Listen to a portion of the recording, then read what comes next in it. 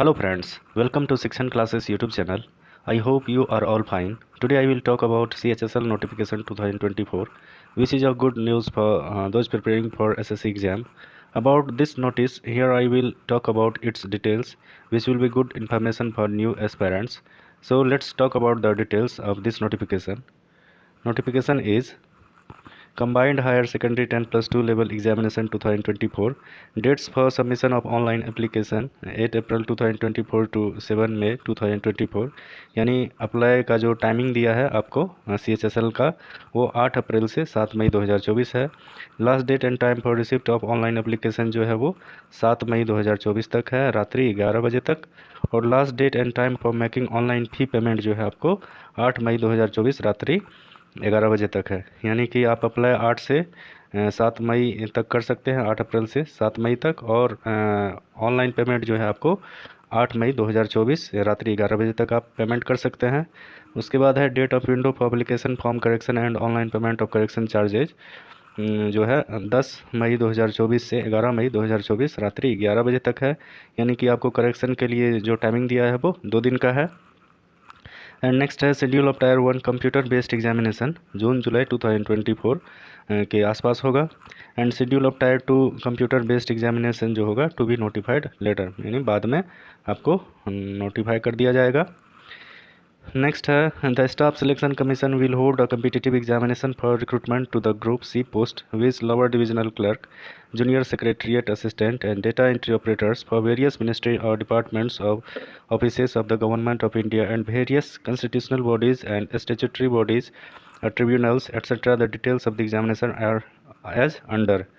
यानी ये जो CHSL का रिक्रूटमेंट किया जाता है वो ग्रुप सी पोस्ट के लिए किया जाता है, जो कि lower divisional clerk, junior secretariat assistant और डाटा एंट्री ऑपरेटर्स के रूप में होता है। और इनका जो है रिक्रूटमेंट अलग अलग मिनिस्ट्रीज या डिपार्टमेंट्स या ऑफिसेस में जो गवर्नमेंट ऑफ इंडिया से रिलेटेड है उसमें रिक्रूट किया जाता है। एंड जो है various constitutional bodies, constitutional bodies का मतलब है ये वे संस्था है जिनका उल्लेख भारत के संविधान में किया गया है और इसलिए इन्हें स्वतंत्र और अधिक पावरफुल माना जाता है।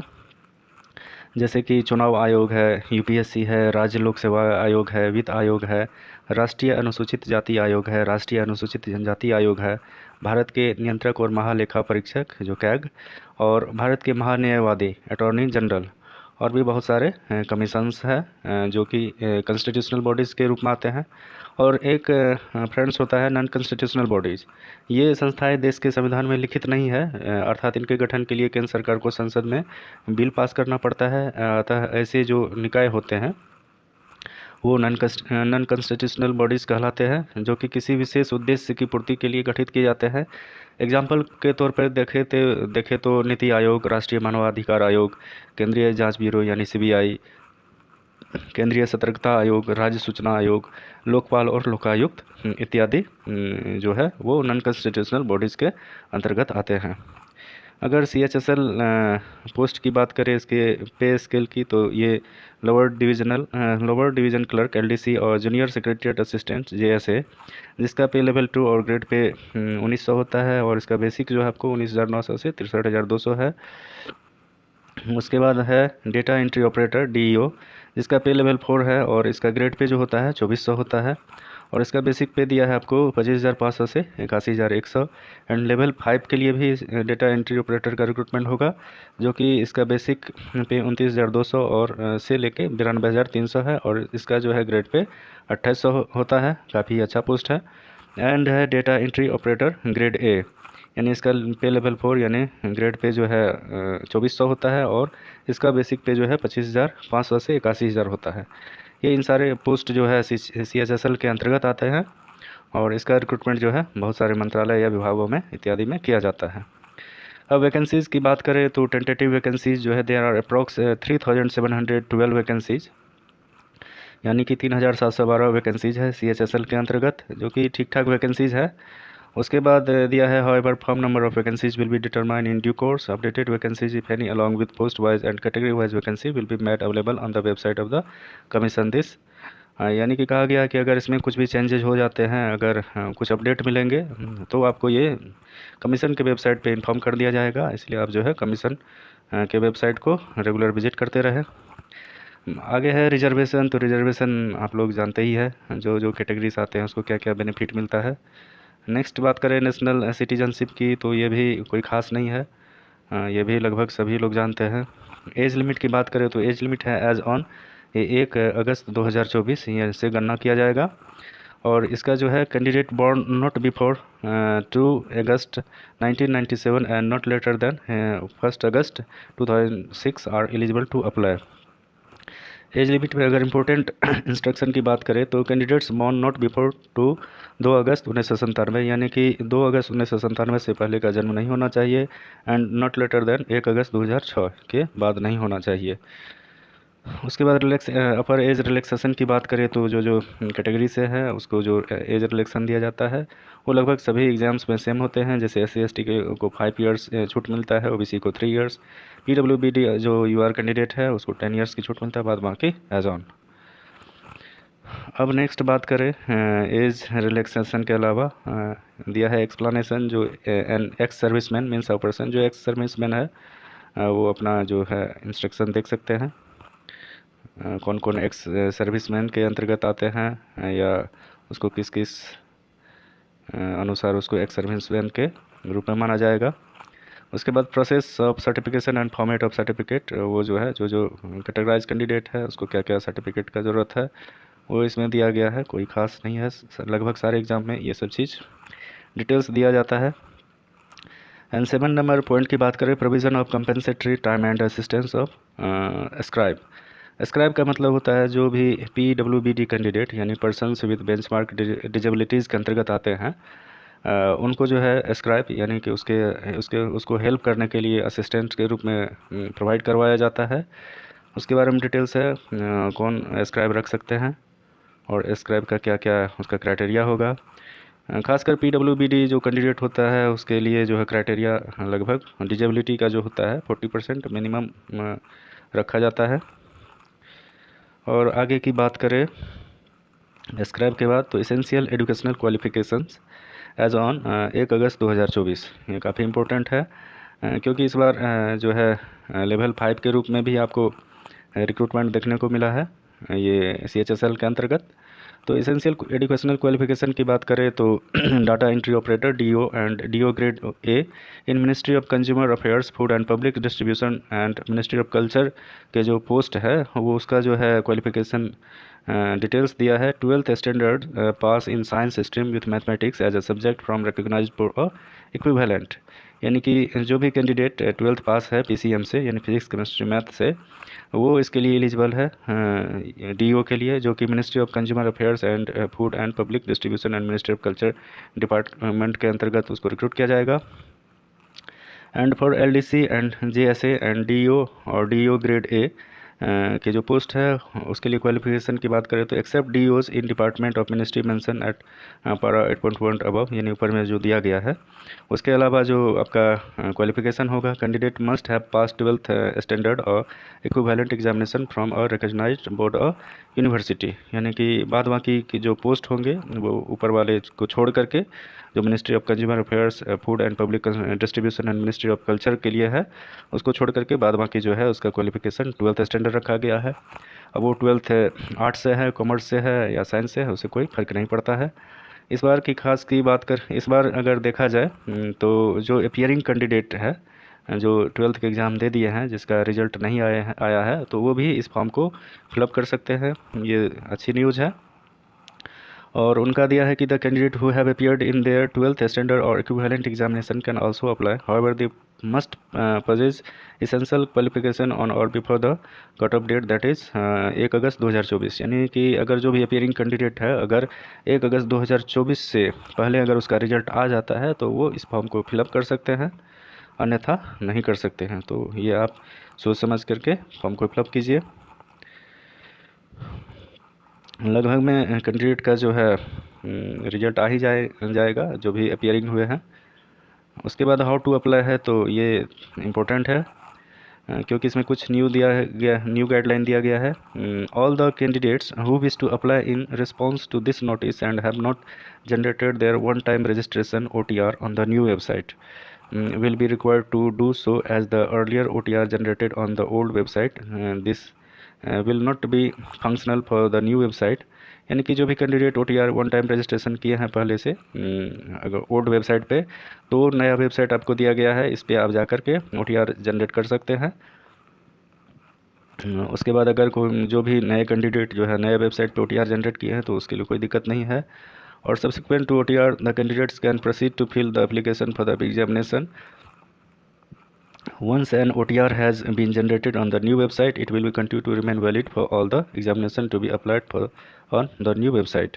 यानी कि एक बार आप OTR जनरेट कर लेते हैं नए वेबसाइट से, तो वो बाकी के लिए आपका वैलिड रहेगा, जो भी उसमें आप इंस्ट्रक्शन या डिटेल्स देते हैं। तो उसके बाद the details instruction for OTR are given in annexure 3 to the notice में दिया गया है, कैसे आप OTR को जनरेट कर सकते हैं।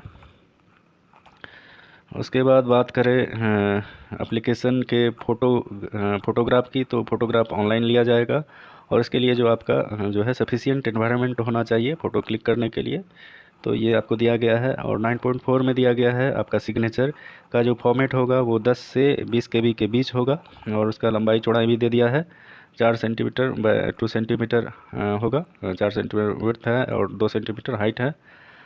And applications with blurred photographs और सिग्नेचर्स विल बी रिजेक्टेड समरली, यानी अगर आपका जो है फ़ोटोग्राफ ब्लर आता है, धुंधला आता है फ़ोटोग्राफ या सिग्नेचर, तो आपका जो है रिजेक्ट कर दिया जाएगा फॉर्म को। एंड है last date and time for submission of online application is 7 May 2024 23 hours, यानी कि लास्ट डेट और टाइम जो है एप्लीकेशन को सबमिट करने के लिए जो है 7 मई 2024 रात्रि 11 बजे तक है।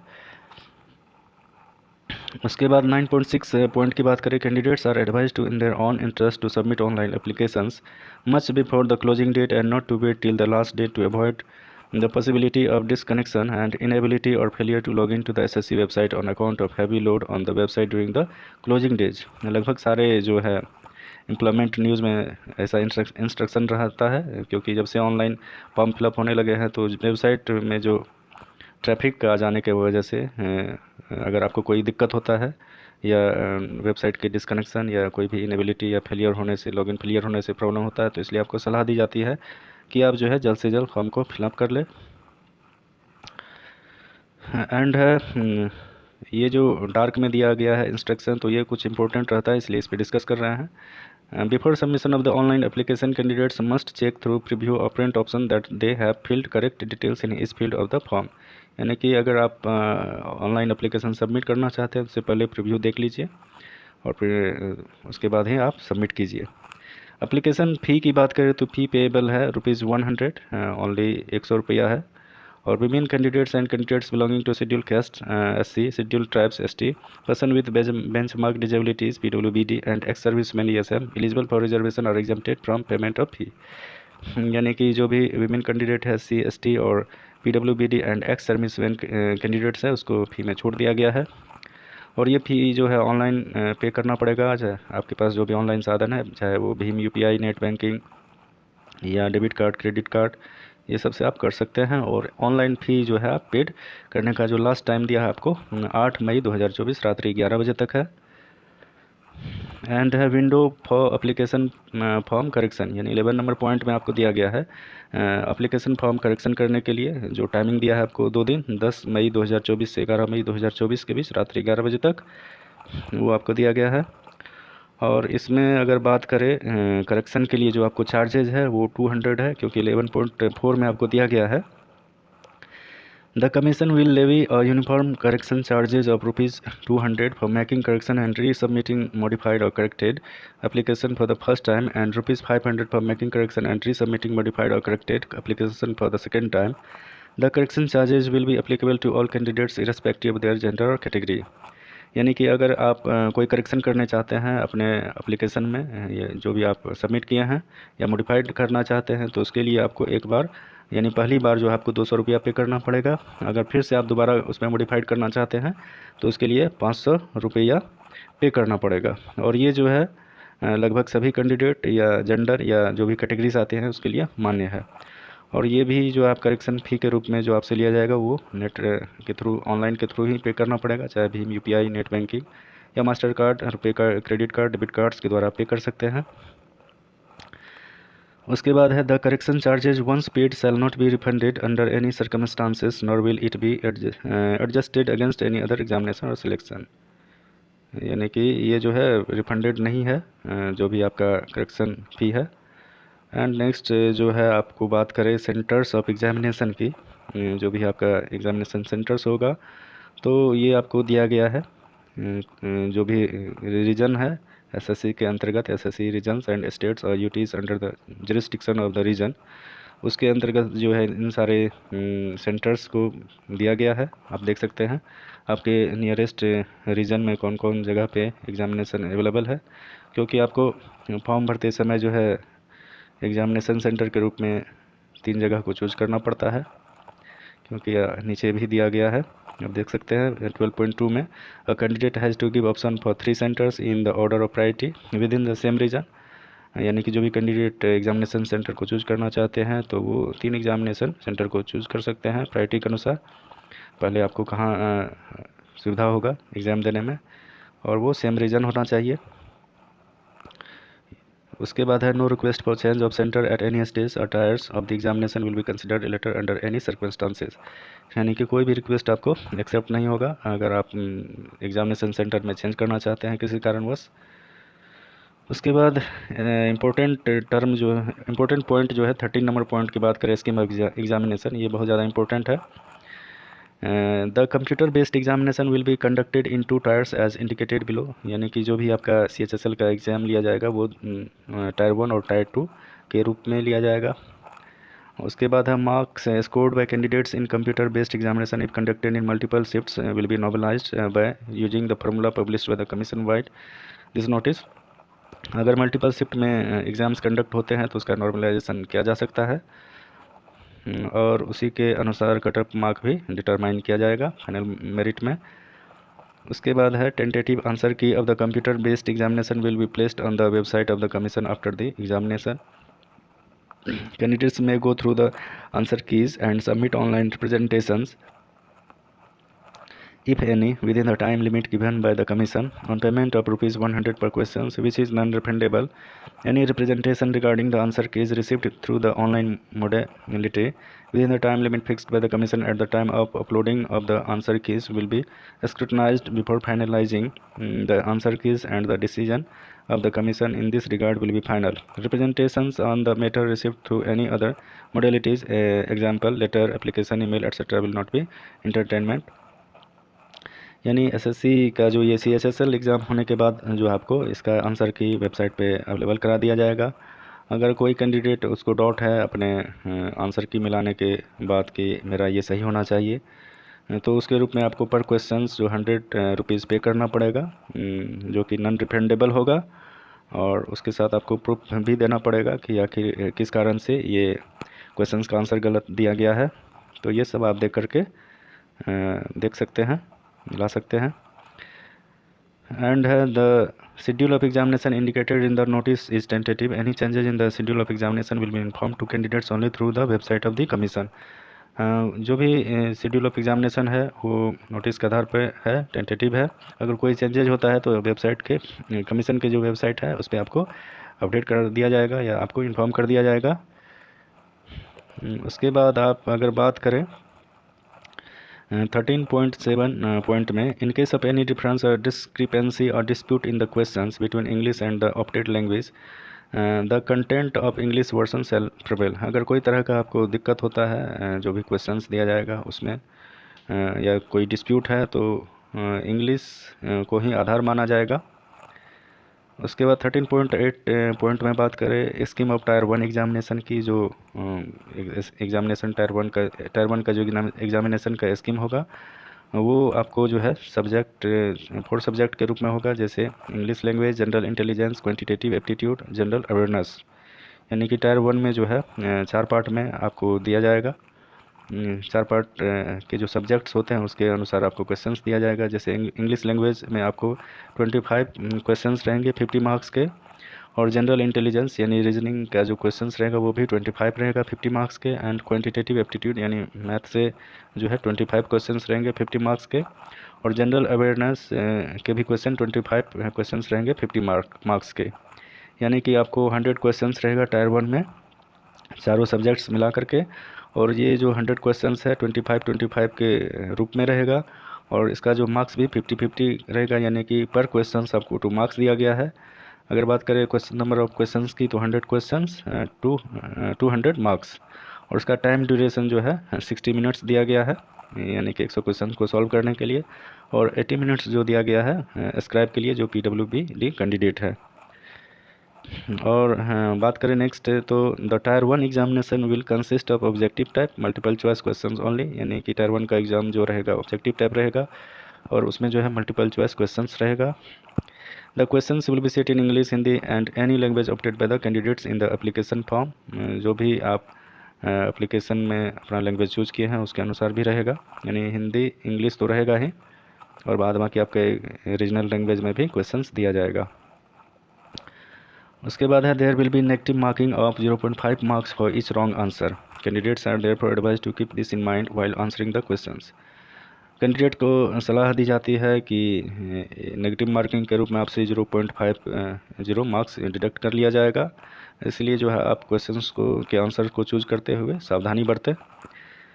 13.9 पॉइंट में आपको दिया गया है स्कीम ऑफ टायर 2 एग्जामिनेशन, यानी टायर 2 एग्जामिनेशन का जो स्कीम होगा ये आपको दिया गया है। ये सेक्शन 1 और सेक्शन 2 एंड सेक्शन 3 के रूप में दिया जाएगा। अगर सेक्शन 1 की बात करें, तो सेक्शन 1 में जो आपको मॉड्यूल 1 मॉड्यूल 2 के रूप में रहेगा।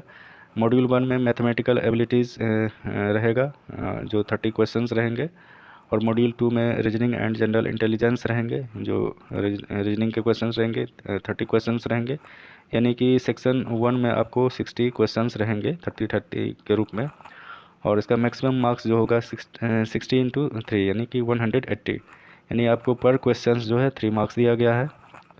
और इसका टाइम जो है आपको अलाउ किया गया है 1 hour for each section. Her section के लिए जो है 1 घंटा का समय दिया गया है।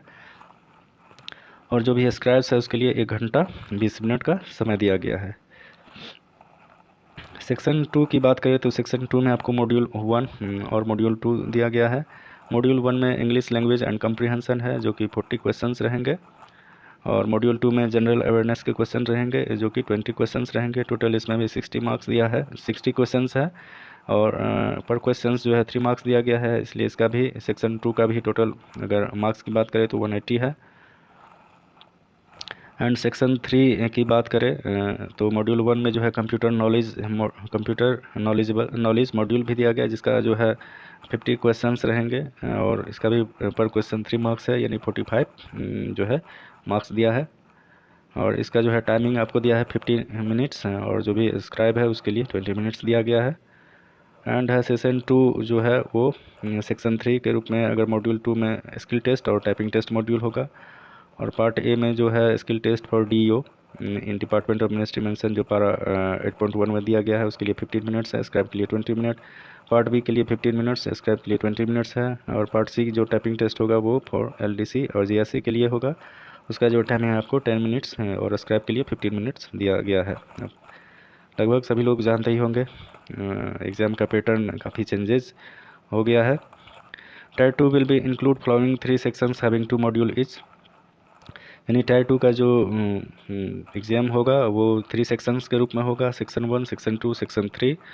तो सेक्शन 1 में जो होगा मॉड्यूल 1 मॉड्यूल 2 के रूप में होगा, जिसमें मॉड्यूल 1 में मैथमेटिकल एबिलिटीज़ रहेगा, मॉड्यूल 2 में रीजनिंग एंड जनरल इंटेलिजेंस रहेगा।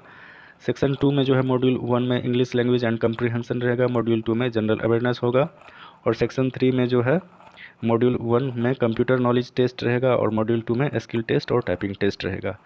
यानी कि आपका टायर 2 का जो एग्ज़ाम होगा वो सेक्शन 3 सेक्शंस में होगा, और हर सेक्शंस में 2 मॉड्यूल दिया गया है, उसके अंतर्गत आप को जो है एग्ज़ाम देना पड़ेगा। एंड आपको दिया है tyre 2 will be conducted in 2 session, session 1 and session 2, यानी कि 2 सेशन में होगा। On same day, session 1 will be include conducting of section 1, section 2 and module 1 of section 3. Session 2 will include conducting of module 2 of section 3. यानी कहने का मतलब है कि टायर 2 का जो एग्ज़ाम होगा वो एक ही दिन होगा, जो 2 सेशन में कराया जाएगा। पहला सेशन में आप देख चुके हैं ऊपर, और सेशन 2 भी आपको उसी दिन करवाया जाएगा। It will be mandatory for the candidates to qualify all the sections of tier 2, यानी कि सभी कैंडिडेट्स के लिए टायर 2 को क्वालिफाई करना अनिवार्य है। उसके बाद tyre 2 will consist of objective type multiple choice questions except for module 2 of section 3. The questions will be set in English, Hindi, any language opted by the candidate in the application form. यानी कि tyre 2 का भी exam जो है objective type multiple choice options के रूप में होगा। और there will be negative marking 13.9.5 में जो पॉइंट दिया गया है ये देख सकते हैं। There will be negative marking of 1 mark for each wrong answer in section 1, section 2 and module 1 of section 3. Candidates are therefore advised to keep this in mind while answering the questions. यानी कि negative marking के रूप में आपको tyre 2 में 1 mark etch से questions जो आप गलत करते हैं उसके रूप में काटा जाएगा। यानी कि टायर 1 में आपसे 0.50 मार्क्स था और टायर 2 में आपसे 1 मार्क डिडक्ट किया जाएगा। और टायर 1 में जो है आपको दिया गया था पर क्वेश्चन जो 2 मार्क्स और यहाँ टायर 2 में पर क्वेश्चन 3 मार्क्स, इसीलिए डिफर है नेगेटिव मार्किंग के रूप में। और मॉड्यूल 2 ऑफ से section 3 that is skill test और टाइपिंग, वो आप देख सकते हैं ज़्यादातर 30-35 टाइपिंग टेस्ट होना अनिवार्य है। अगर हिंदी है तो 30 और इंग्लिश है तो 35। ये आप देख सकते हैं, ये बात की बात है। पहले आप लोग जो है टायर 1 पे विशेष करके ध्यान दें। और दिया है part C typing test for other post that is LDC और जीएसए, सबके लिए अलग अलग क्राइटेरिया दिया गया है। और बात करें इंडिकेटिव सिलेबस टायर 1 की तो लगभग सेम ही है, जो इंग्लिश, रीजनिंग, मैथ और जनरल अवेयरनेस के जो क्वेश्चंस होते हैं वो लगभग सभी एग्ज़ाम में सेम सिलेबस के अंतर्गत रहते हैं। थोड़ा सा क्वेश्चंस का इधर उधर रहता है, उसका लेवल चेंजेज रहते हैं, लेकिन सिलेबस यही रहेगा, आप देख सकते हैं। उसके बाद इंडिकेटिव सिलेबस टायर 2 का भी वही दिया है, जो नंबर सिस्टम है, फंडामेंटल अर्थमेटिक ऑपरेशन है, अलजेब्रा है। आप अगर एसएससी का प्रिपरेशन कर रहे हैं तो मैथमेटिक्स आपका ज़रूर अच्छा होना चाहिए, क्योंकि एसएससी का मैथ ही इम्पोर्टेंट माना जाता है और बैंकिंग एग्जामिनेशन में आपका इंग्लिश अच्छा माना जाएगा।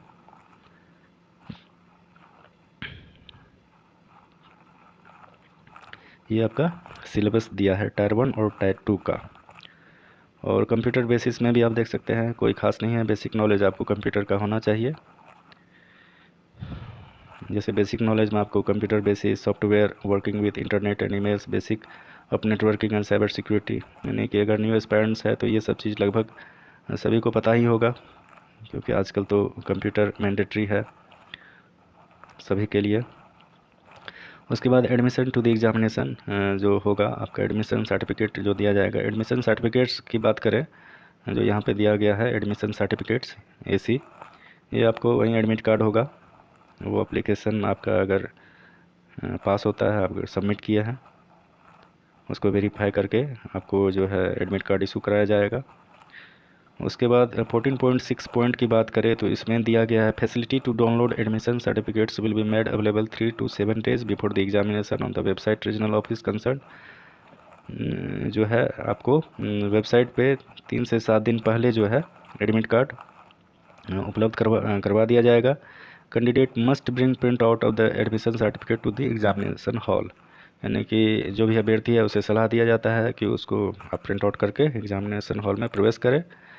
और कोई जो है original valid photo ID proof having the date of birth as printed on the admission certificate में जो भी आपका डेट ऑफ बर्थ प्रिंटेड है उसके अनुसार जो है आप original valid photo identity proof ले जाएं, जो कि आपको दिया गया है। क्या क्या आपका आइडेंटिटी प्रूफ वैलिड है आप ले जा सकते हैं। 15 नंबर पॉइंट की बात करें पोस्ट प्रेफरेंसेस की, तो इसमें आपको फॉर्म भरने के समय आपको प्रेफर करवाया जाएगा, दे दिया जाएगा आप पहले कौन कौन पोस्ट को प्रेफर कर सकते हैं। तो therefore candidate must be careful in exercise of such options को आप देख सकते हैं, आप कौन सा प्रेफरेंस जो है किस अनुसार से आप भरे हैं वो अपना आप तय कर लें फॉर्म भरने से पहले कि आपको किस डिपार्टमेंट में जाना है या कौन सा डिपार्टमेंट आपको अच्छा लगता है।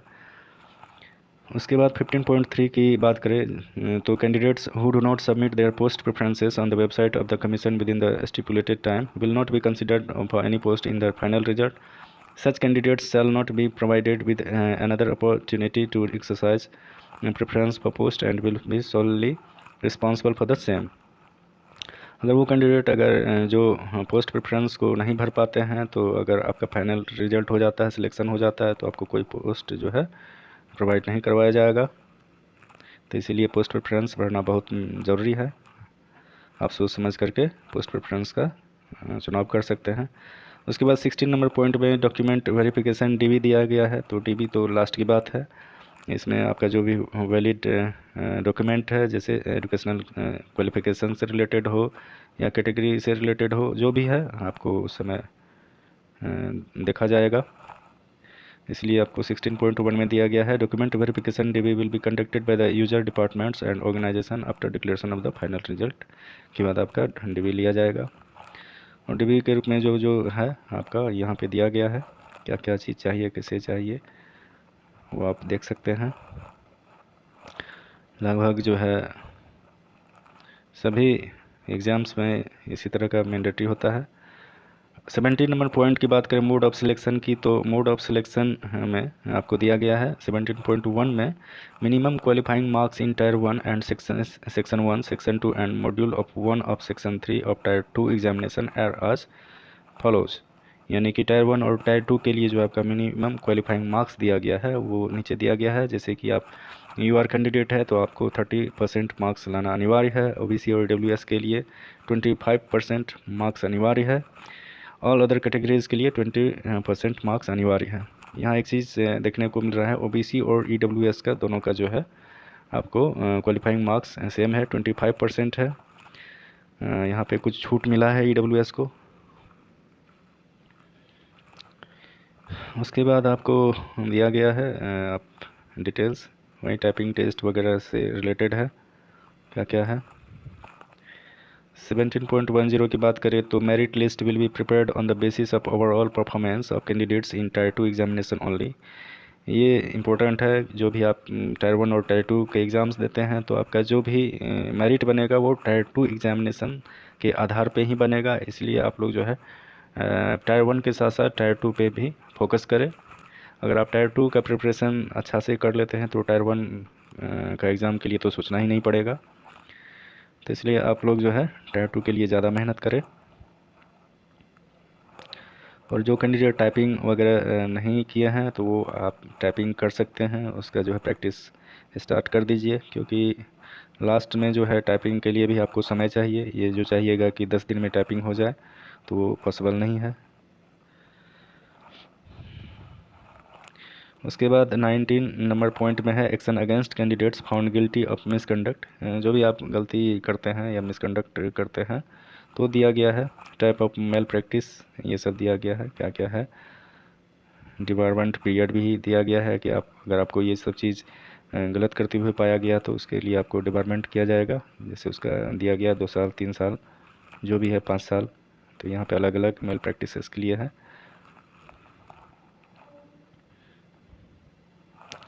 उसके बाद कमीशंस डिसीजन फाइनल, ये कुछ खास नहीं है। उसके बाद इम्पोर्टेंट इंस्ट्रक्शंस टू कैंडिडेट, ये सब चीज़ लगभग सभी को पता ही होता है, एग्ज़ामिनेशन से पहले भी आपको बता दिया जाएगा। उसके बाद ये सब कुछ खास नहीं है, आप देख सकते हैं, क्योंकि 87 पेज है तो ज़्यादा तो कुछ खास इसमें दिया नहीं है, पहले की तरह ही है सब कुछ। तो और बाकी जो है एनेक्सर नीचे दिया गया है आपको, एनेक्सर यानी 34 पेज के बाद जो है आपका एनेक्सर दिया गया है। सर्टिफिकेट रिगार्डिंग एनेक्सर 1 में दिया गया है आपको certificate regarding physical limitation for an examinee to write. उसके बाद जो है एनेक्सर 1A में दिया गया है, ये सब सारा आपको नीचे एनेक्सर दिया गया है। जो कैटेगरी है या बेंच जो भी PWBD के लिए है, बहुत सारे कैटेगरीज में दिया गया है, आप देख सकते हैं।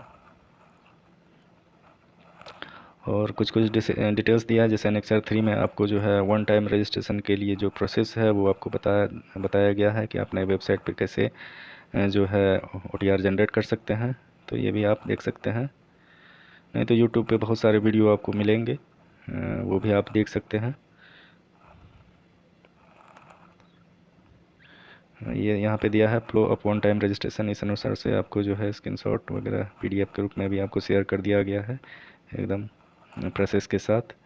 तो यहाँ से भी आप देख करके रजिस्ट्रेशन जनरेट कर सकते हैं। ओके गाइस, नीचे तो और कुछ नहीं है, वहीं एनेक्चर वगैरह दिया गया है, कोई इम्पोर्टेंट नहीं है खास। जो भी इम्पोर्टेंट था आपसे डिस्कस कर लिया गया है। फ़ोटो के बारे में देख लीजिए, फ़ोटो आपका ऐसा होना चाहिए। ये इसमें रिजेक्टेड फ़ोटो का भी दिया गया है कि किस तरह से फ़ोटो आपका एक्सेप्टेबल रहेगा, कौन सा नहीं रहेगा।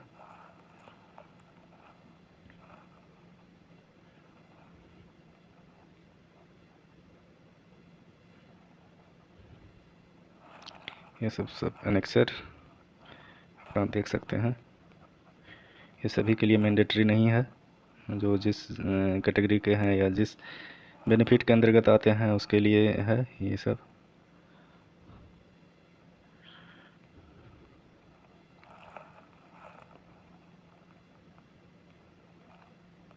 गाइस, यहीं तक था आपका नोटिफिकेशन डिटेल्स।